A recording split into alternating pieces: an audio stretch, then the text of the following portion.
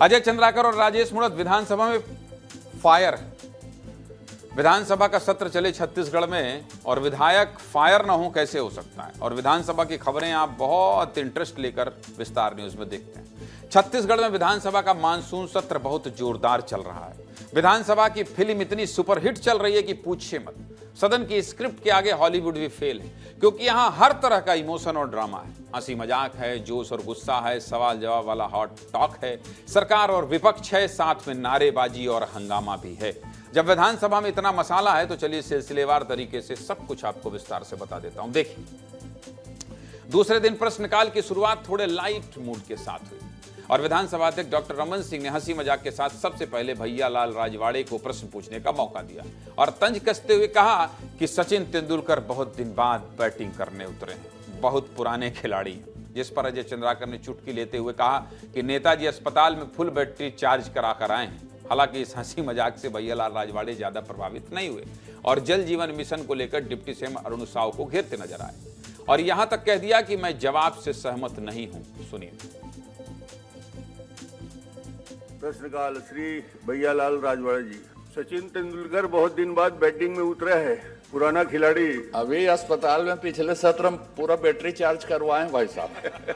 जल जीवन मिशन के अंतर्गत पानी टंकी एवं पाइपलाइन कार्य को प्राथमिकता से पूर्ण किए जाने के सवाल में माननीय मंत्री जी का उत्तर आया, जिसमें मैं सहमत नहीं हूँ। किसी योजना में कोई गड़बड़ी की शिकायत हो तो दे निश्चित रूप से उसका परीक्षण करा लेंगे। मैं जो बता रहे हैं कि 600 कुछ हुआ है, लेकिन मैं सहमत नहीं हूँ। ये टोटी लगा हुआ है, टोटी लगा हुआ है, केवल टोटी भर देखते हैं सुबह उठ करके।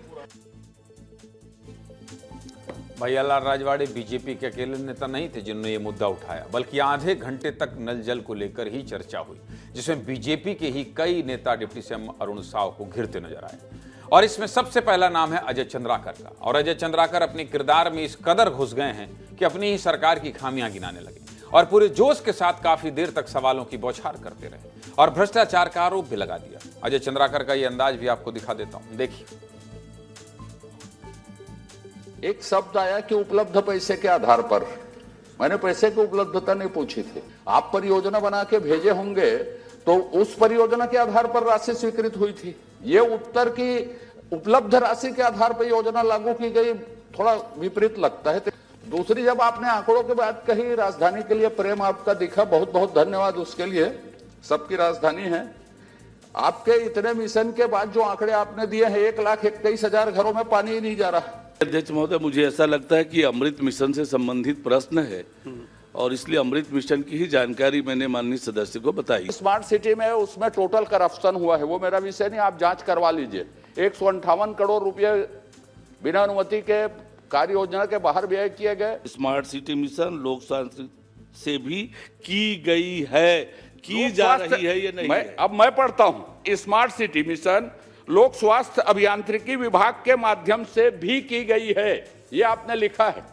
आप भी देख लीजिए माननीय अध्यक्ष महोदय। विधानसभा हो और अजय चंद्राकर इस तरह फायर ना हो, ऐसा भला कैसे हो सकता है। लेकिन आज के मेन कैरेक्टर सिर्फ अजय चंद्राकर ही नहीं है, बल्कि विधानसभा कौन कौन विधायक सुनील सोनी और राजेश मूणत भी अपनी सरकार के मंत्री को घेरते नजर आए। विधायक राजेश मूणत को भी सुना देते हैं, आप सुनिए। जहां जहां टंकियां हैं वहां पानी नहीं मिल रहा है। मेरा प्रश्न ये है, दूसरा ये है कि आपके अधिकारियों की लापरवाही के कारण जो 2 लाख घरों का आप उदाहरण दे रहे हैं, वहां पे भी जो है आधा 1 घंटे से ज्यादा पानी नहीं मिल रहा है। 2 टंकियां ऐसी है, लाभांडी और फुंडहर की, जहां से जल की आपूर्ति किया जाना अभी शेष है। 24/7 आपने कहा, आपने 3 वार्डों को चिन्हित किया है।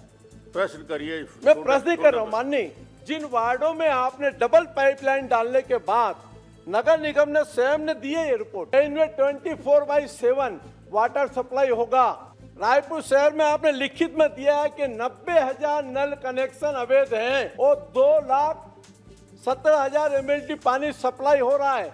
बचा हुआ पानी कहाँ जा रहा, 350 में। आज तक इसकी बात कोई क्लियर नहीं कर पा रहा। आखिर में ये भर्रासाई है कहाँ?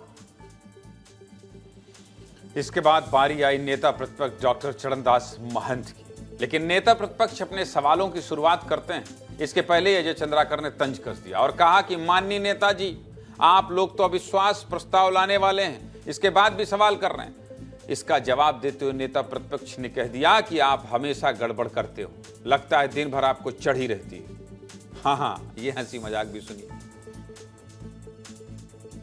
मैंने वाणिज्य एवं उद्योग मंत्री आदरणीय लखनलाल जी से प्रश्न किया था और पूछा था कि विगत 2 वर्षों में माननीय नेताजी, आज के कार्यसूची में छपा है मंत्रिपरिषद में अविश्वास प्रस्ताव प्रस्तुत करने की अनुमति के लिए। अविश्वास प्रस्ताव दे दिया, उसके बाद भी प्रश्न कर रहे अरे हो। यार, आप हमेशा गड़बड़ करते हो। दिन भर चढ़ी रहती है आपको। वो तो कर लेंगे जो करना है उसमें। अविश्वास प्रस्ताव में किसके कारण ये ला रहे हैं, ये अभी बताने तो दो। पता नहीं क्या खाते क्या कह रहे हैं, पता नहीं क्या खाते हैं।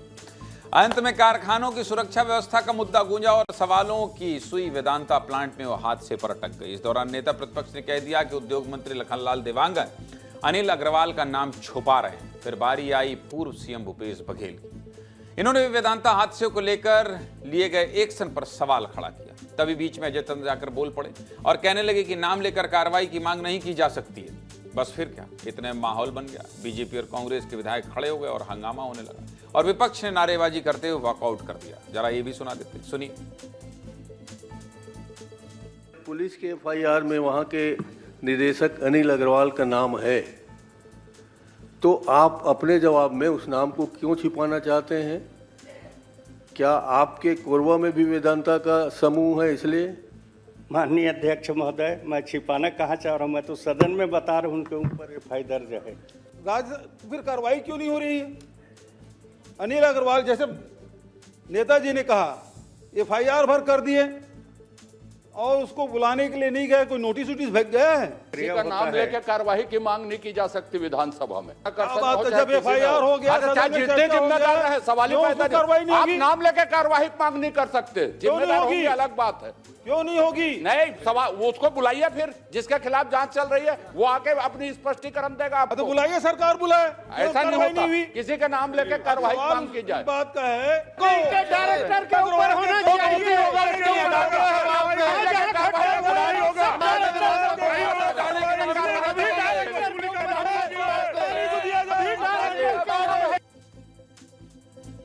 इसी हंगामे के साथ प्रश्नकाल खत्म हुआ, लेकिन ये तो बस ट्रेलर था, असली पिक्चर तो इसके बाद शुरू हुई। जब कांग्रेस ने विधानसभा में अविश्वास प्रस्ताव पेश किया, जिसे स्वीकार करके विधानसभा अध्यक्ष ने 17 जुलाई को चर्चा का समय दिया। हालांकि अभी तक विधानसभा की कार्रवाई खत्म नहीं हुई और सदन में नक्सलवाद के मामले पर चर्चा चल रही है। ऐसे में हमारे सहयोगी खोमन साहू विधानसभा में मौजूद है। चलिए सीधे खोमन के पास चलते हैं। खोमन, पसीने से तरबतर हो, बहस अंदर चल रही है, गर्मी आपको लग रही है, क्या चल रही है अंदर? गर्मी ज्यादा है क्या?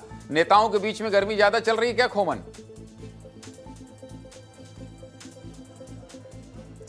देखिए ज्ञानेंद्र जी, जिस तरीके से आज पूरे सत्र की आप बात की जाए तो काफी गहमागहमी देखने को मिली। मंत्री के ऊपर उनके सत्ता पक्ष के विधायक लगातार उनको घेरते हुए नजर आए थे। लेकिन अभी जो विधानसभा में चल रहा है, जिस तरीके से छत्तीसगढ़ में जो नक्सलवाद खत्म हुआ है उसको लेकर जो केंद्र सरकार ने सहयोग किया है, जिस तरीके से उनको कहीं ना कहीं धन्यवाद ज्ञापित किया जा रहा है। एक एक विधायक भारतीय जनता पार्टी के बोलते हुए नजर आ रहे हैं। गृह मंत्री विजय शर्मा बोलते बोलते भावुक हो गए थे। इसके अलावा वन मंत्री हैं केदार कश्यप, वो नक्सलवाद खत्म हुआ है उसकी जानकारी वो दे रहे थे। क्या क्या उन्होंने ऐसा ऐसा घटना देखा है, तो उस पर वो काफी उनका गला भर आया था। ये जो दंश उन्होंने देखा है, इस पर लगातार मंत्री हो, विधायक हो, सारे लोग बोलते हुए नजर आए, तो इस बहुत भावुक हो जा रहा है। लेकिन अभी मुख्यमंत्री विष्णुदेव साय जो है वो सदन में बोल रहे हैं कि केंद्र सरकार से किस किस तरीके से सहयोग जो है वो उनको प्राप्त हुआ, इसलिए भी धन्यवाद दिया जा रहा है। इसके अलावा धन्यवाद प्रस्ताव पर बात हो रही है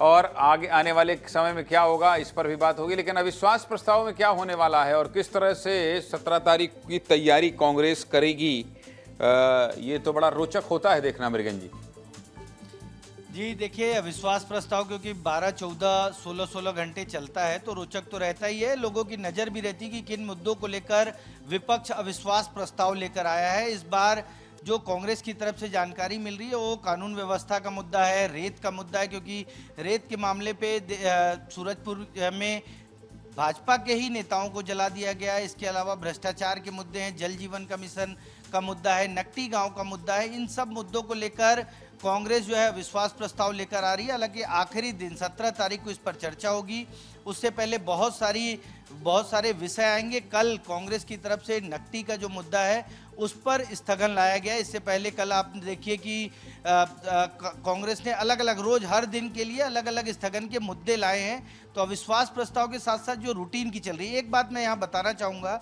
कि अभी जिस प्रस्ताव पे चर्चा हो रही है उस चर्चा में कांग्रेस भाग नहीं ले रही है, कांग्रेस के विधायक भाग नहीं ले रहे हैं। सदन में लगातार ये देखने को मिल रहा है कि कांग्रेस के विधायक जो बड़े मुद्दे हैं उन पर चर्चा से किसी न किसी तरीके से जिस तरह से बातचीत हो रही है सदन में और सत्ता पक्ष के विधायक एक दूसरे को घेर रहे हैं, तो रोचक तो है बातचीत। चलिए, बहुत बहुत धन्यवाद आप दोनों का, होमन आपका भी और मृगन जी आपका भी।